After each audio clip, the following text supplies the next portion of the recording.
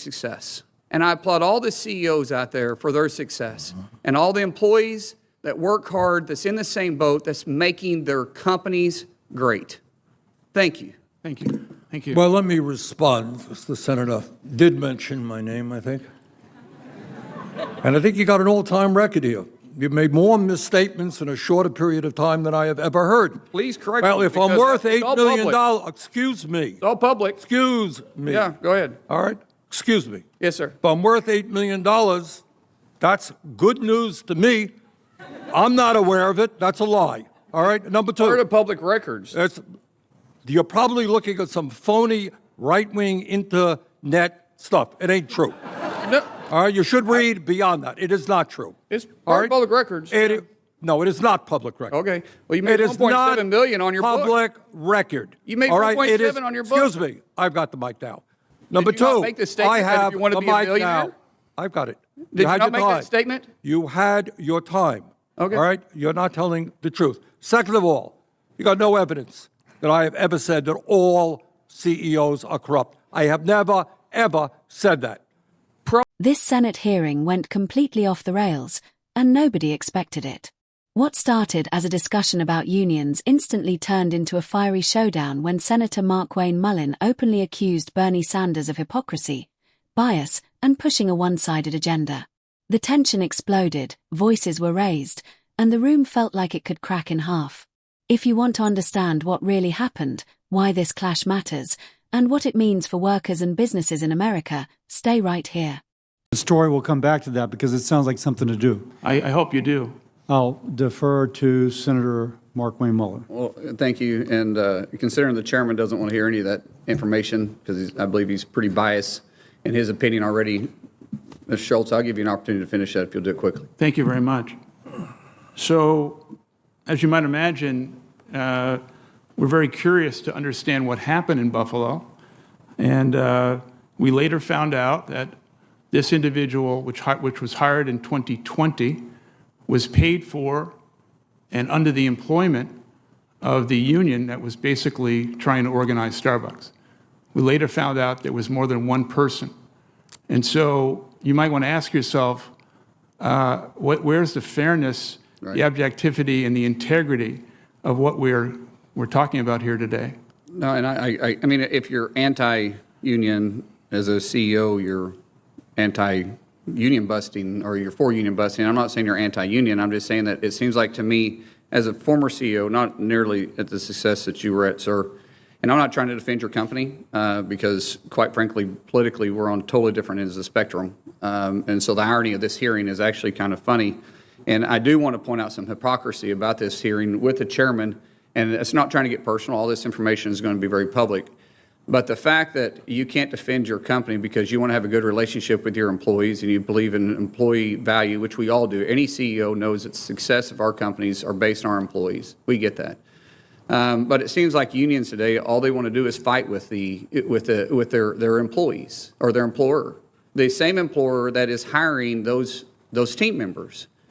And that friction causes a very volatile and tough workplace. And if the company and the employees aren't in the same boat, rowing in the same direction, then neither one can be successful. And unions themselves, if you're part of a union, you can never be an executive, you can never be a manager, and never be a CEO. And if you can't be an executive or a manager or the CEO, then how are you actually going to implement the changes that the unions want in those positions to begin with? And it seems like they actually hold back their team members. Mm-hmm. But I take offense to the chairman pointing out that all CEOs are corrupt because they're millionaires. You know, if you make a lot of money, you're corrupt. Yet it's bothering to me because, Mr. Chairman, you yourself have been very successful. Rightfully so. Glad you have been. You've been in office for 28 years, and you and your wife have immersed a wealth of over $8 million. And in fact, your quote on being wealthy and being a millionaire was, well, if you write a bestseller, you can be a millionaire too. If you can be a millionaire, why can't Mr. Schultz and other CEOs be millionaires and be honest too? If that's the case, then why is it that Mr. Schultz, who actually creates jobs and a bestseller of a book, isn't creating any jobs? Why is it that he's corrupt and you're not? Why is it that all CEOs are corrupt because they're wealthy, and yet our chairman, who is wealthy, and I'm glad you are, you're not? Guys, the government's role is to create an environment for entrepreneurs, for go-getters, for world changers, to be successful in life. The U.S. government is designed for people that want to succeed can. We can go out and achieve anything that we choose to. But when you lean towards socialism, what you think is government is the answer and unions are the choice. And if you're against us, then you're dead wrong and you must be corrupt. That's not the world we're living in. That's not the America that we believe in. And I'm not against unions. If you want to choose to be in a union, be in a union. But if you choose not to, then you choose not to. And that's why I'm good with right-to-work states. That's honestly why unions actually thrive in Oklahoma, and we're right-to-work states, because it creates a happy environment and a good environment, because employees get to choose what they want to be part of. And the employer can have a say in it. What is wrong with choice? What is wrong with employees having a choice? What is wrong with the CEO defending his company and openly saying that he is providing good benefits and paying higher than everybody else? But yet, if you're not part of a union, you're also paying starvation wages. What hypocrisy? What bias? Chairman, you are chair of the Health, Education, Labor, and Pension Committee. We shouldn't have a biased approach. We should have what's best for America and all those that want to thrive and work in it. And so while we politically disagree, Mr. Schultz, I applaud you for your success. And I applaud all the CEOs out there for their success and all the employees that work hard, that's in the same boat, that's making their companies great. Thank you. Thank you. Thank you. Well, let me respond. The senator did mention my name, I think. And I think you got an all-time record here.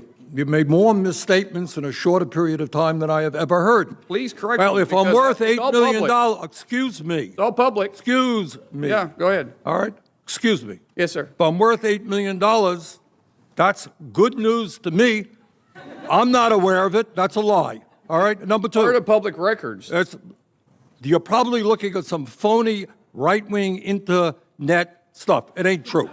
No, All right? You should read beyond that. It is not true. it's All part right? of public records.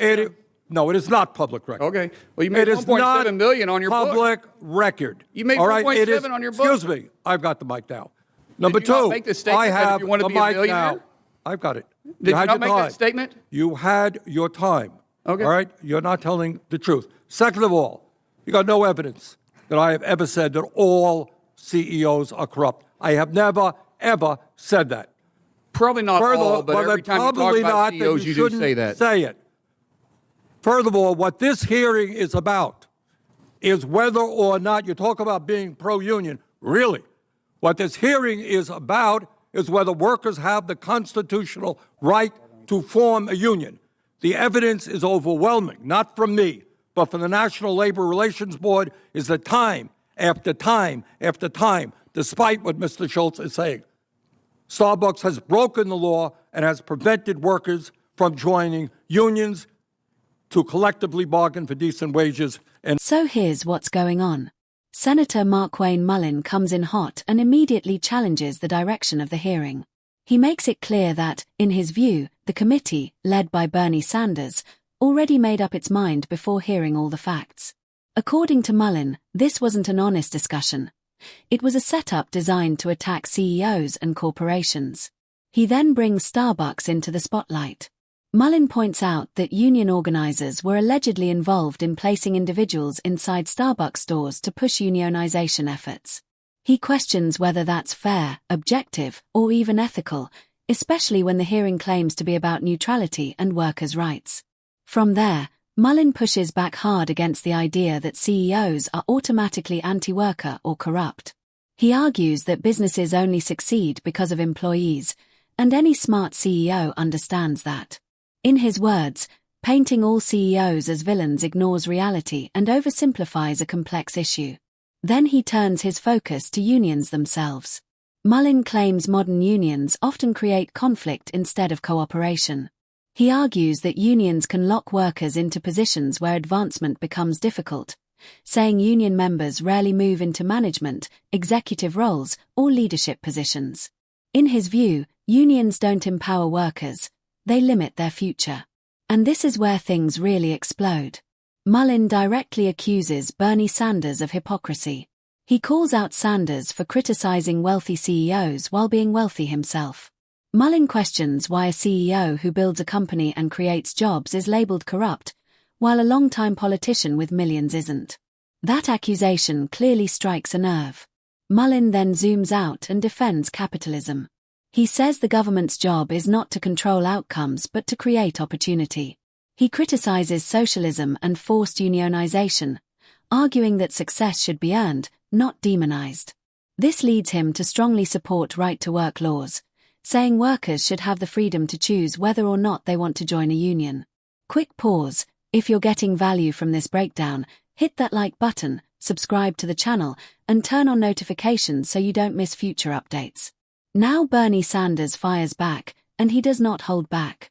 He denies Mullin's claims about his wealth and calls them false. He also flatly rejects the idea that he has ever said all CEOs are corrupt. Sanders insists that Mullin is misrepresenting his position. Sanders then brings the focus back to the core issue, workers' rights. He says this hearing isn't about attacking success or punishing businesses. It's about whether workers have a constitutional right to form unions. He points to repeated findings by the National Labor Relations Board, stating that Starbucks violated labor laws by blocking union efforts. At this point, the clash becomes more than personal, it becomes ideological. One side argues for freedom of choice, capitalism, and limited government. The other argues for strong unions, enforcement, and worker protection. This wasn't just a heated exchange, it was a snapshot of a much bigger battle happening in America right now.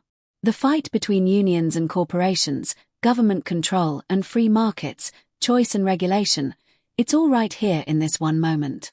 Now I want to hear from you. Who made the stronger case, Markwayne Mullin or Bernie Sanders? Drop your thoughts in the comments, smash the like button, subscribe for more real political reactions, and I'll see you in the next video.